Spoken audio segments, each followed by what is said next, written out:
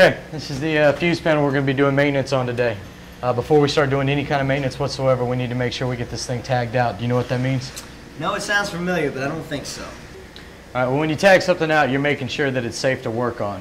In order to do this, you're going to need a maintenance card and an EGL. An EGL is an equipment guide list. You're going to give those to the maintenance person. They're going to check to make sure that the fuses are pulled. And then you're going to take a look at it, verify that everything's accurate, start building the line items in the ship's operational maintenance system. Since we're in RCOH, you're also going to need to make a WAF. And that's a work authorization form. Once they've verified that it's accurate, you're going to take over to the shipyard workers on the other side of work control, and they're going to sign off on it. After they sign off on it, the assistant authorizing officer is going to tell you what you can and can't do. After that, the engineering duty officer is going to be the guy that actually hangs you the tags, or tag, depending on how many tags we're going to hang for this tag out. So we need 4 people to sign off on this before we can do it. Well, there's 5, well 6 if you include yourself. Okay, so you've got the maintenance person, he goes and gathers the information. You've got the shipyard, the AAO, he goes and verifies the information. And the authorizing officer says I can go ahead and do it. Yeah, it sounds like a lot of work for just a little bit of maintenance. It is a lot of work for a little maintenance, but I mean, let's look at what we're working on. It's a fuse panel.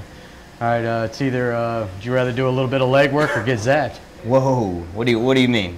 It's like I said, there's a reason for all this. It's for your own personal safety. It's to prevent you from, ending up in the hospital or, even worse. Okay. So after we get the tags, what do we do? Well, we're going to get the EDO to initial the tags. And once those tags are initialed, he's going to hand you the tags and the tag out record sheet. Okay. Or is there anything else we need to do? Yeah, it's not too much. We just need to go and secure the equipment now. All right, so what we're going to do is we're going to go get the person to second off on the tags. They're going to come and verify that we've actually hung them correctly, made sure that the tags are in the right spot, in the right location, and they're going to initial on that in the tag out record sheet. They're then going to take that back down to the EDO, and the EDO is going to see that it was done right, and it's going to be entered into ESOMs. Once it's entered into ESOMs, it's there as a to signify that the tag out's been done and that gear is shut down. All right, and after that you can do your maintenance. They just log that work's actually being done on the equipment. Okay, I think I understand now. Well, but it'll take a minute, but before you know it, you'll be a pro. So let's go to work control. Let's go.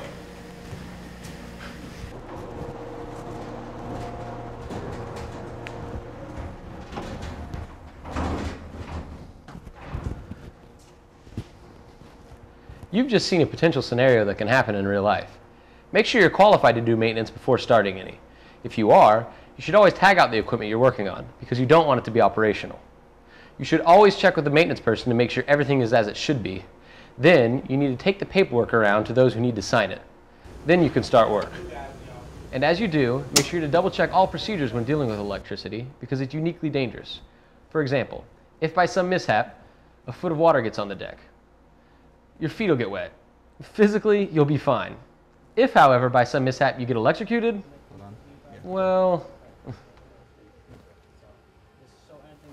if you're ever told to perform maintenance on something electrical and you're not completely and totally and absolutely confident that you know what you're doing, no one will think less of you for getting an extra pair of eyes to look at the equipment. In fact, if you are that confident, you might want to get an extra set of eyes to look at the equipment anyways, just in case. It's often when we think we know how to do something so completely that we forget to do something necessary. Remember, we're on a metal ship.